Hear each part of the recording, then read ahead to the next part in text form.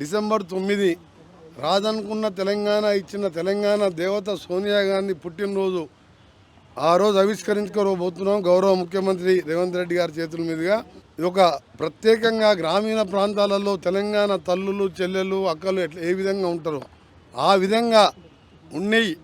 ప్రతి ఒక్కరు హైదరాబాద్కు వస్తే తెలంగాణ రాష్ట్రం వాళ్ళే కాదు వేరే రాష్ట్రం వాళ్ళు కూడా వచ్చి చూసిపోయే విధంగా తెలంగాణ ఇచ్చిన రోజునే లక్షలాది మంది సమక్షంలో సోనియా గాంధీ పుట్టినరోజు సమక్షంలో ఏర్పాటు చేయడానికి అన్ని ఏర్పాట్లు ముమ్మరంగా జరుగుతున్నాయి. దాన్ని ఇవాళ ఒక ప్రత్యేక డిజైన్తో చేస్తున్నారు. ఇవన్నీ కూడా తెలంగాణ తల్లి కూడా ఎట్లుంటుందో చూడాలని మీకు కనిపిస్తే డిసెంబర్ 9 వరకు వెయిట్ చేయండి.